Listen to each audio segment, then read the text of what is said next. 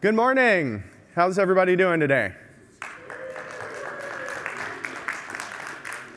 I gotta say, going on between the previous presenter, since mine's recorded and his wasn't, I can't say his name, but going on between him and Graham Gilbert kind of feels like the Grateful Dead going on between Jimi Hendrix and The Who at Woodstock. You're just like, no matter what I do, I'm going to be underwhelming. I can't hear Joel heckling from the back, luckily. So this presentation is about extensions. I spent the last year and a half writing some extensions, and I would say I kept this little keynote in the background the whole time, and every now and then I just add a slide, and the next thing I know, I got this 250 slide presentation. So we're gonna go through everything right now for 4 hours. Or I just split it up into 3 parts, and the past, the present, and the future of extensions, and we'll cover the past and a little bit of a description of what an extension is today. So the reason I started doing this, we started building an app. This is the hero's journey part of a presentation, by the way, the story arc. We started building an app. I called it Secret Chest. I name apps based on Dungeons & Dragons spells, if any of you know what that spell does. And a lot of apps are extensions underneath. Apple makes these available to developers in order for us not to have to interrupt kernel processes. And we'll get into that over the course of the next few slides. But the purpose of this presentation is really both to say these extensions can be extremely dangerous, especially browser extensions, which I won't get into in depth in this presentation, but also some of the other extensions. And also, we'll talk about some of the ways that Apple protects us from what these extensions have access to. So if you feel like signing up for a private beta and checking out the password management tools that we've been working on, they go a little further than password management. We actually split each secret and put pieces of it on multiple devices, so it's kind of like multi-factor, but much more cryptographically sound. So in my work, I needed to know if my extension was loaded. And there are tools that Apple provides us from the command line to surface that information, but I kept remembering this tool from like the OS 7, 8, 9 days called Extensions Manager that I really loved. And I'm waiting to get a cease and desist letter on the name that I chose for this app because it was pre-existing from Apple, as we'll show later. But I normally think that people are only going to take one thing from a presentation. So if you only take one thing, I open source this. It's out there on my GitHub. And it surfaces all the extensions running on a machine. By the way, I also made it bitlyable or whatever that verb, if I'm verbalizing that. But what I was trying to do with Extensions Manager here is show what extensions very quickly and easily are running.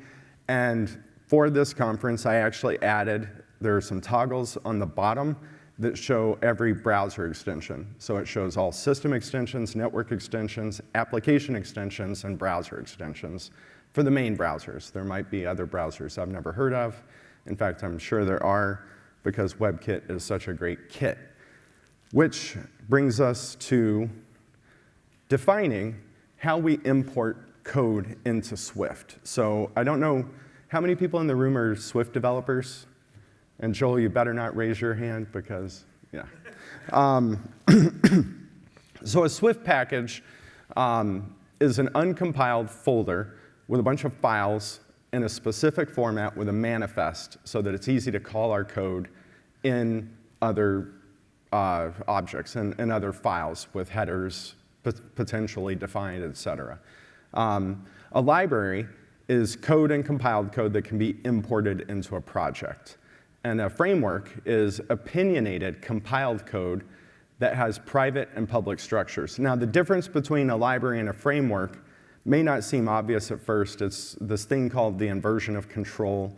And according to the language, we're talking about Swift specifically. With Python, it might be a bit different and is with Ruby and the way their gem framework works. It can be quite different. But in general, from a computer science standpoint, the inversion of control is really the textbook definition of a difference between a library and a framework. And then we've got these things called app extensions. These are the .appex bundles that you see inside apps sometimes. These are where either Apple or a third party are making objects available for use in other apps. I would say a quick look extension is a great example where when you click on something, you hit the space bar, you can see a different version of quick look, or it will render information differently based on the file type. And then there's apps, which are completed, compiled products available for distribution. SDKs, which are collections of artifacts. This could be fonts, documentation, frameworks, libraries, lots of other things that developers make it easier for other developers to implement their tooling. Then there's a kit, which is really Apple's manifestation of an SDK. I'm sure if anyone from product management or marketing from Apple's in the room, they could very much disagree with me all day long about my definitions of what these objects are. And then just to make things confusing, Swift actually has a keyword of extension where I can define multiple types, components, methods, et cetera. But since we're not developers in the room by and large, we'll skip over that, and really we're going to focus today on app extensions now that we've kind of defined what they are. And if you want to get into kind of these design patterns and the differences, when I was writing this slide, I wrote this big old article just spewing my thoughts all over the place because I called 6 developers, 2 of which work at Apple, and asked them for their textbook definitions between these things, and they all gave me different answers. It turns out that like your lived shared experiences or your soul experiences really kind of define how you implement these things that Apple makes available for us in Swift. So, and I'll publish this presentation. I had written it originally for an hour, and since we're at 40 minutes, I had to cut a bunch of stuff, but Alex was smart enough to tell me don't cut stuff, so I didn't. But I'll gloss over a few things. So some extensions are from Apple to be consumed.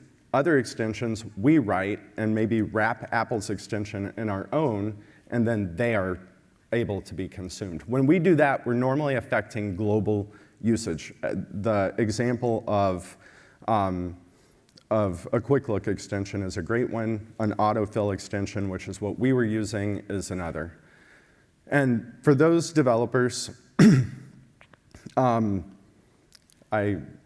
trying to tweak the slides, I sometimes screw up the grammar. So users just see, the point of this slide is users just see the app bundle and the app extension. Some developers who are maybe using some older Objective-C type stuff might expose some of the frameworks, or if they have 2 apps that use the same thing, they might expose frameworks in the app bundle in a frameworks folder. But by and large, as admins, we just see apps and app extensions, and this is what that looks like in Xcode. So here is an example, an older version of something that I was working on, and if we zoom in under targets, we see a target of the app and a target of the app extension.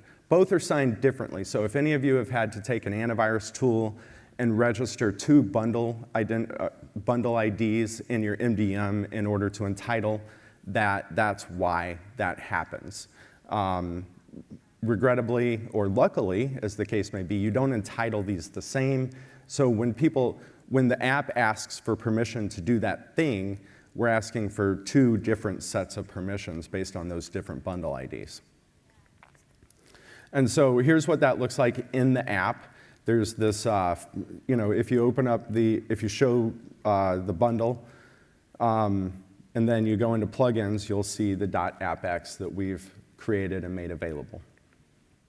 And then this is a really bad rendition, an older version, but inside the browser window or whatever you're doing an autofill with, in this case it's an autofill, we can then impact different behaviors. So that also manifests itself in the extension section of system settings. And then here's another version. This is a suspicious package. So you see the app extension in the bundle, but then this is the app extensions bundle, and then in there's an info plist, and you see what extension they're wrapping up with their own extension. And so we can actually programmatically go through the system, and this is how Extensions Manager works, and look at every single app bundle and then derive what extensions that app bundle is actually consuming from Apple, or from third parties who make their extensions available as well. So in the suspicious package version of that, since they're using a quick look extension, you click on a package, you hit the space bar, and they show you a very nice breakdown of everything in that manifest that they're parsing out to make it easier to see. Apple has other tools. System Extension CTL is one, and Plugin Kit is another. So here we can see what system extensions, which include network extensions, are loaded on my machine. And then we can see all of the, and here I'm grepping it out, but we can see all of the .appx bundles as well. And we can think of system extensions as an application extension for the kernel itself. And I'll make these available on crypto.com at the end of the session, so you don't have to take photos or anything. I think the bit.ly links expire, so apologies for that. And then we can see future-looking things. Like here we see passkey access as an entitlement for web browsers that I'm aware of. No browsers actually try to register with this yet, even though if you use a passkey in Chrome, it's actually passing its passkey back to the keychain. But I suspect that after WWDC, we might start seeing a few things in this list. So I think maybe sometimes we can see what's about to come by where we've been. But really, I just needed to do DevOps QA type work. I needed to know if my extension was loaded, and if my extension wasn't loaded, fail my Xcode build so that I can continue developing without a bunch of fanfare. And I wanted to future-proof any scripts that I was writing, and anytime I'm doing that, I like to understand how things evolved. So let's go in the Wayback Machine. Who had an Apple II? Well, we're in England. Who had a BBC Micro? A lot more hands. So the BBC Micro, I would say the Apple II was kind of the crowning achievement of the hobbyist movement, or at least that's what we're told. But the BBC Micro was a very special machine as well, especially since a lot of these hobbyist clubs, like the one at Cambridge, I think Homebrew is probably the most famous, but the one at Cambridge resulted in the teams that went off and built the BBC Micro and the teams that went off and built the ARM chip, which we're all so in love with today.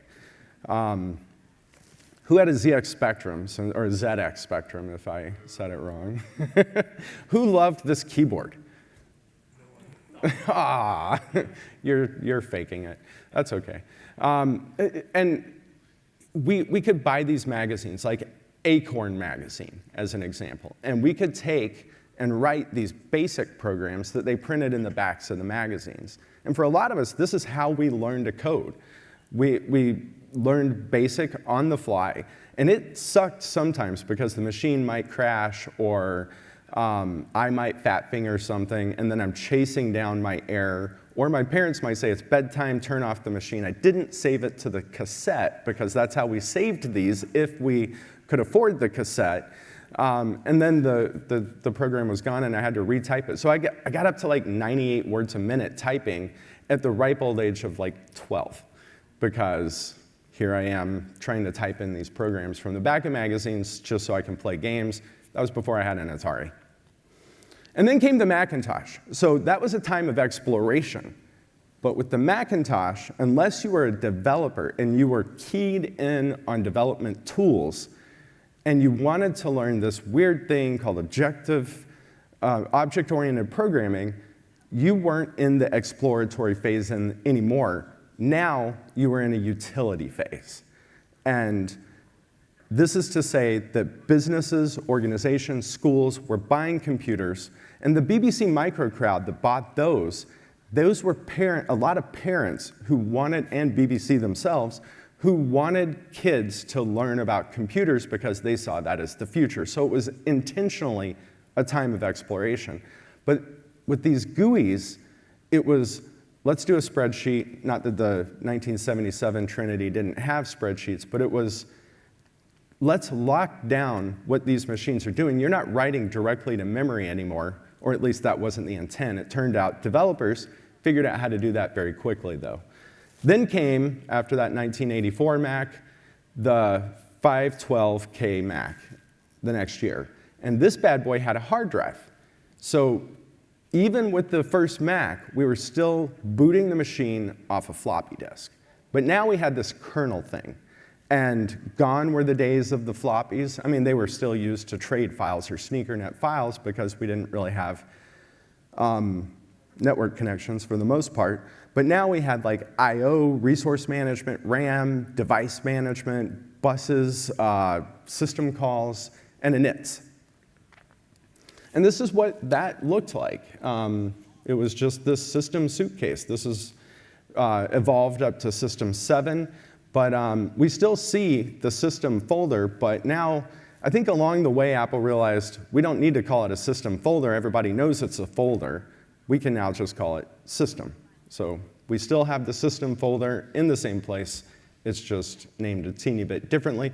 But that kernel, it was 1 meg, and it lived there in the system suitcase. And today, the kernel, the nano kernel, of Next, aka OS X, aka Mac OS, can still fit on that 20 meg hard drive, because why not? And this is what that looks like now. We can still break down and just view it. ZIP hasn't made it where we can't see things quite that deep yet. So Apple released this system bundle, we might think of it as today, and hackers from that previous area immediately started messing with this thing. And there were tools like ResEdit, which I heard someone mention yesterday. And inside there, if you used ResEdit to browse, you could find this init folder. And this init folder was kind of fun because as a developer, you could insert up to 32 objects and boot things into when the computer booted and interrupt kernel processes. This became somewhat problematic because there weren't rules around it. In programming, when you compile code, you create these symbols. And if I used a symbol structure that was similar enough, or tried to write directly into memory that was similar enough to how Apple did it, or a previous extension that had loaded, then I would cause what we came to know as a conflict. So eventually, Apple wrapped all this stuff up into this pretty title that they gave Desk Accessories. So Desk Accessories, introduced in System 6, could be used to store fonts, or the suitcase could be used to store fonts and desk accessories. And they created a tool called DA Mover, where we could move fonts and desk accessories between computers, because ultimately we were going inside this bundle, and if you didn't use ResEdit, there was no other way to do it, and no one really wanted to use ResEdit. You were not in a good place if you were using ResEdit unless you were a developer. So over time, Apple was like, there were these desk accessories, which became known as extensions soon thereafter, like After Dark, the earliest screensaver that I can remember, at least. And these would impact global settings, and people wanted to change screensavers. So all of a sudden, we got this control panel, and with After Dark, we could change the type of screensaver. And some of those control panels became hybrid extensions, and we still see some of that manifested today. So over time, by System 7 lasted a long time. It was like years and years and years. It's hard to imagine that as admins today. So many of us are needed because things move so fast. But imagine if an operating system lasted 7 years. We might, move on to other careers by the time the next operating system needed to be beta tested. Which is not fair because there was 7.1, 7.2, 7.3, 7.4. 751, 7.6, never. But this was the LC3 era, and in here, we can actually see inklings of what things would become. There's a network extension, for example. Now, at this point, we were opening sockets. We weren't talking to REST endpoints, but today we still see a lot of these same extensions and many, many more because it's easier to write a hardware driver if you're Apple and drop it in here and have it be globally accessible. So we still see that today. It's just in system library extensions and a few other places where they can be, the objects can be substantiated from. And over time, it also became less of the Wild West. Developer relations became a bigger organization within Apple because it turns out recruiting developers means more software for your platform and more people who want to adopt it. We call that the platform strategy today. There's whole books on it. But those early extensions continued to have the init resource type. And the bootloader went on, Apple realizing that people were doing this and wanting to enable it, began to show the extensions at boot time. What was great about this is you could listen to the hard drive if you had an extension that was conflicting or that was causing the boot to stop, and either the hard drive stopped spinning, because hard drives used to spin, go figure, or it would just spin incessantly, and then you knew, oh, let me boot to target this mode, let me take that extension out, and maybe the computer will boot fine. So that's typical troubleshooting from the mid-90s. And then, these conflicts happened. So Jeff Robin, this enterprising young systems software developer, wrote a tool called Conflict Catcher. He went on later to write SoundJam, which Apple bought, and it became iTunes, and he was part of that famous iPod team, and it was beautiful, and everything was lovely, but he couldn't write Conflict Catcher anymore. Instead, we got this tool, Extensions Manager, a graphical interface that allowed us to check boxes, create sets. This is what that looked like. I probably should have spread it out so it would be bigger. But now we could just check the boxes and disable them rather than have them enabled. Now, one thing I'd like to point out, in the Extensions Manager I wrote, I didn't give you the ability to just check a box or uncheck a box to disable. And the reason is because in order for me to do that, I would have to delete the application bundle that substantiated the object that is the extension. And I don't think people want me willy-nilly going through and deleting apps off their machine because they check a box. So I left that in place. It's just an app to provide telemetry. Furthermore, the website, the GitHub repo shows all of the scripts. So if you're using something like OS Query and you want to just surface all that information in, conform the scripts, improve the scripts, I released it with a full open license, do whatever you want. But there's a command line version as well, so like if you want to use it as an extension attribute in a Jamf environment or whatever, that's an option too.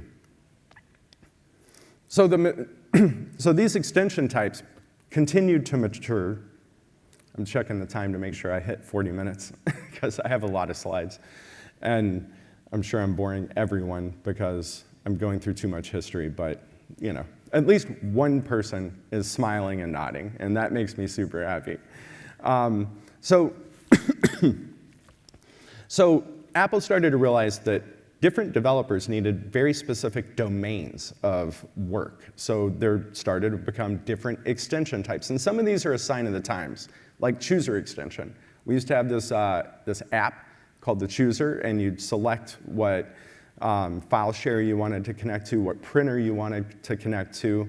So they gave us these network handlers to surface information into the Chooser. And TCP/IP, the first versions of that were part of this. The communication toolbox, so we could open custom socket handlers from our apps, because this was the client-server era, and people wanted to connect to a network server. They wanted to connect to their organization server, and their organization chose port 8839.2 because why not? Which is probably out of bounds, but whatever. And then there were these shared libraries. These were super cool because if someone made a shared library, I could just call their library, init their code, and piggyback off of the work that they had done. Turns out later we realized that's dangerous as hell and stopped doing it in general. In fact, now Xcode has a checkbox when we go to compile an app, don't allow shared libraries. So that's probably for the best. We didn't know any better at the time, and there weren't as many threats at the time. I mean, it was still a bit of a time of exploration. There weren't bad actors, as we call them today. I mean, there were, but not in my computer, typically. And then there were these system extensions as well. And these, we can think of how this evolved. The background application, or the .appe, more evolved into what we would call a launch daemon today with the next integrations. And then there were drivers, which has evolved into driver kit. And some of them were just to modify system resources, like you want to do some drive repair. There were a lot of drive errors back then. The cyclical redundancy checks weren't always up to par. And then there were more of these shared code libraries, but now we were getting into public and private when we got into system extensions. And the list grew to include hundreds from Apple and hundreds from third parties. And this, again, there were different symbols that different developers were using, different memory registers that we were writing into. So a lot of us were creating conflicts. And I worked in the labs at the University of Georgia. I think a lot of people from my era kind of came out of computer labs at the time, and we really wanted to disable the ability for people to mess with extensions. So we looked for management tools. And it turned out Apple, we had an Apple rep on campus, happened to have a tool called Addies. And this was great. I remember reading the manual, because we used to read, and we used to print manuals. And I saw this line item, like when you load Addies, it automatically disables the extensions manager. So people couldn't fiddle with extensions when we were running them in the Addies or Simple Finder type of environment. And then came OS 10. So that was management for 20 years, 25 years. And OS 10 was really the merger of two mock-based projects. And I think sometimes if we read a Steve Jobs biography or something, we think that everything came from Next, that Next was like the core, but that's not exactly always the case. Next used a mock kernel, but so did Copeland. Copeland was a project started at Apple that piggybacked off the mock kernel. They called their version New Kernel. And it was a failed project because of politics more than the technology, but also some of the technology. And instead of releasing it, Apple released OS 8 and continued to plod along with the classic operating system, which a lot of developers at Apple thought was the classic operating system at the time. Everybody knew we needed a microkernel, not a monolithic kernel. Kind of like the era where we were still, some organizations were still doing monolithic imaging, and we were all like, this should be more package-based, more object-oriented. And the next legacy is profound. I don't want to underscore that, but there were plenty of developers who had experience trying to build a mock kernel when Apple acquired Next. And the next legacy is kind of interesting. I think this is a better bar conversation than talking about app extensions, but the important thing to know is that that it brought us pipes. And anyone who's used a command line and used cat, a folder, greater than, a file, you've piped data.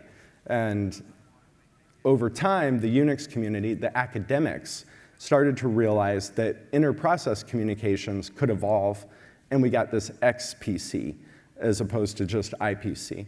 And here, we were able to start limiting what was able to pipe where. It wasn't just, oh, I have root, so I can do whatever. Next also gave us Objective-C as a programming language, and they were the ones who started developing what we call kits today. And some of those kits still have source code that was committed by Air Force One back in this era, which is amazing. And we still see these in the file system. I mean, System Library Extensions Kit will list all of the ones that Apple makes available. And one thing I would say, every one of these is a business opportunity that could potentially be worth billions of dollars for a cheeky developer. So I love developing random bits of software, but everything that Apple puts in here is in here as a software category for a reason, basically.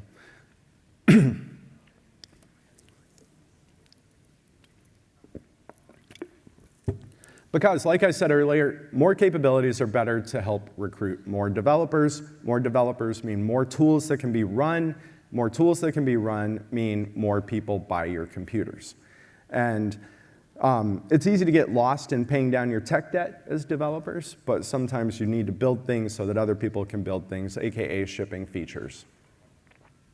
But as those system extensions evolved into kernel extensions in the OS X era, we realized that they were fairly complicated. A kernel is specifically meant to render all the graphics on our computer. You click a menu, it's redrawing the screen. When all of a sudden something else is interrupting the kernel, that's what an INT is, then all of a sudden your screen might halfway redraw, and you might have a kernel panic. You might have your clipboard may just disappear. There are tons of weird things that can happen. So kernel extensions weren't officially supported in those early versions up until 10.4. And this is when Apple started to let us expose different things, because by then they had adopted the concept of kernel programming interfaces. So now we weren't interrupting the kernel, we were talking to a sublayer between the kernel. And so that sublayer could kind of gate and handle the interrupt requests. Anyone who's used Windows 95 to install a Palm Pilot might remember how you configure IRQs in Windows. It's somewhat synonymous to that, although I'm sure those would be fighting words from anyone at Apple who actually wrote some of this code. But the concept was kernel concurrency. And this was important because we didn't yet have multiple CPUs or multiple cores on one CPU. And kernel concurrency was required to get us to that point. And they were mostly, the original kernel extensions were mostly device drivers, thus device kit, driver kit later, file, and network I/O tasks. So as an example, Little Snitch was one of these early ones. And Little Snitch could interrupt an actual socket if you clicked the button in Little Snitch as it reported. And that required a kernel extension because there was no other API resource available to do it. But Conflict Catcher, and not just because Jeff Robin was at Apple, was never released for OS X. And the reason is there were just less problems. As the number of users grew, it may have seemed like there were more problems, but by and large, per capita, there were far less problems. Apple also gave us tools like kextutil, kexload, to manage these. And a lot of us were writing scripts to do kexlist and maybe piping that information into an extension attribute or something. There was also Peter Borg's Lingon, because a lot of those early extensions were now just launchd items because they didn't need kernel access. They were only extensions with kernel access because there was no other way to do what they needed to do.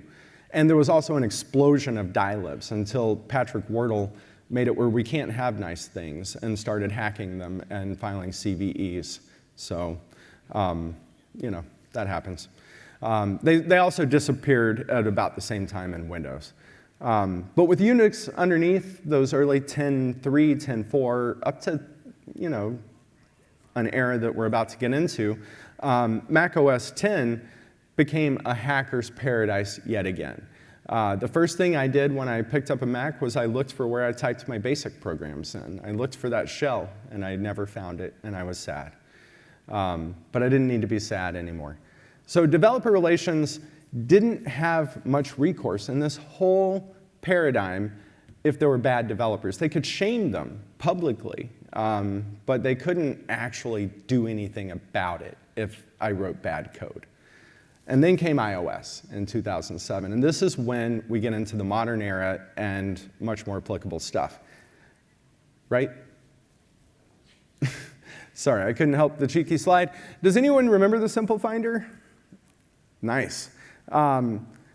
We still have the Simple Finder, right? I would say the first iPhone, the first time I looked at it, I was like, that looks like the Simple Finder, except for they're flat and pretty and not embossed graphics. And there's no like brushed metal underneath or whatever. iOS didn't support kernel extensions. They never needed to. There were a few things that you could plug a lightning cable in and do a camera or some kind of stuff, but those were very specific entitlements granted. The application sandbox was the first inkling that things were changing. And in iOS, we had that. It was just on by default. But then came the Mac. The app sandbox came to the Mac in 2011. And there was this flag in entitlements like, hey, enable or disable the app sandbox. Turns out, if you set the app sandbox to no, you can't publish it to the App Store anymore. So that became a dividing line. If I'm calling a shell interface underneath my code and I'm invoking root, which is rootless arguably, but I can't then post this to the App Store. It's a very quick fail if you attempt to.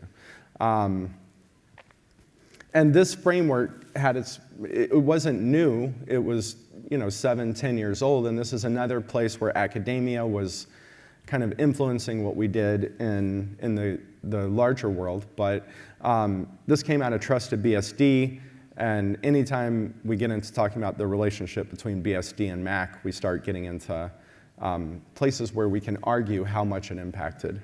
But how much time do I have left?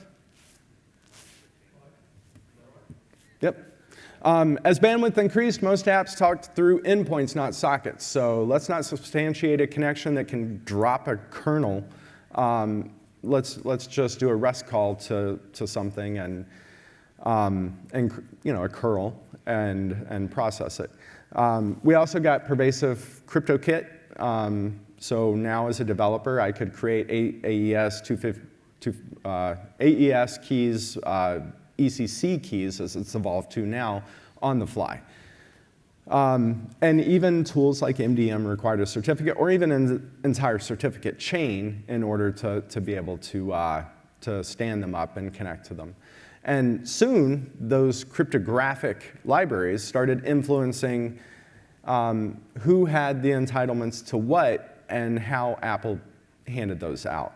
So now, Apple could protect powerful APIs by gating who had access to them. So let's take an example. You wouldn't want the endpoint security framework to be accessible by a coupon app. That's just not the right use case. In fact, Apple guards that specific one where you need to apply and get an entitlement for your app to use it. So those entitlements came in 2008 for iOS and then to the Mac in 2011 with the app sandbox. And over time, we got code signing, notarization, sandbox profiles, attestation frameworks maturing, all kinds of stuff. In the beginning, those sandbox profiles were optional, and then over time, they became required if you hit the yes button on that. And now, because we were given a certificate from Apple to entitle us to be able to substantiate these objects, Apple could just revoke that cert and remove our app, or remove the ability for our app to load those objects for our bad behavior. And I've always had a lot of bad behavior. The marketing term for this became gatekeeper. Originally, I thought gatekeeper was like this application layer firewall, but it morphed into much, much more. And then comes rootless in 2015, because it turns out, what good is all of this other stuff if a kernel can just elevate its, or if an extension can just elevate its privileges and talk to the kernel directly? Memory randomization, all kinds of stuff, kind of all this security bulwark that was built, all just kind of goes off the table.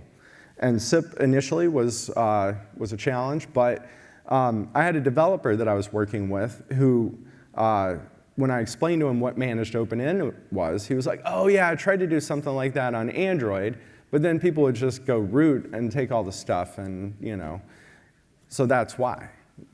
We can't bypass some of these protections if we have it locked down. And then we got inklings that maybe kernel extensions were going away, or at least were staying, and we were changing the way they worked with user-accepted kernel extension loading. And then there was a backlash. But I don't know if anyone's ever signed one of those petitions for Apple to bring something back. It's never happened. Xserve RAID, Xserve, nope. When they make a decision, they go along. So here we are, like Tesla. Hey, what gives you the right? But Apple forged on. We got privacy preferences control. We got all kinds of other stuff. But the path we're on followed the same routes it did in System 7 and System 8. Which brings us to part 2 of the presentation, the present. But in the meantime, it's not a one more thing, it's in the meantime.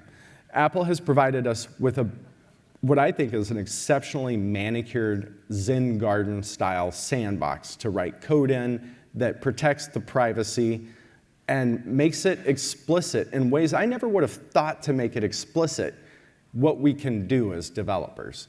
They know far more than I will ever know in their teams. And it goes as deep as just the Apple push notifications. Don't show me that. Like, as a developer, it never would have occurred to me to give people the ability to turn those off, or to force them to be turned on in some cases. And with extensions, there are privacy and security implications for using them. Endpoint security, Joel and I talked about it as a fire hose of content just spewing out of the system. So we need to control who can access it and how, and we need users to be told about that. But some of them, an extension can't figure out if another extension's running. So sometimes it's on us developers to surface the information about what we're doing inside our extensions. And here's an example of how I go about that. Here's a few extra lines. So to substantiate an extension, it takes about 6 lines of code. In this case, I take a few extra lines in order to produce this new view. And I like to think of Swift as more of a procedural programming language. So these are all of our procedures mapped out. And then in a developer view, I can tap on any procedure, tap on the little green check mark, and see the exact contents. A lot of time it's JSON flowing between different endpoints inside my app, because instrumentation in Xcode doesn't surface that level of detail. I can also make this available to end users by showing every single API request in my web interface and providing a webhook option to just stream this stuff off to a SIM. And to me, every time somebody calls a password, let me stream that data off. Every time somebody fails a password, whatever it happens to be, since they can't see that themselves, by having another extension look at mine, this is the best way to do it in my mind. So again, I updated Extensions Manager with browser extensions just for doing this presentation. And then I didn't even talk about browser extensions, which I consider to be one of the most dangerous things that in a SaaS world we have on our computers. But here's Extensions Manager. I hope you enjoy it and understand why I wrote it in a very roundabout kind of way. So thanks.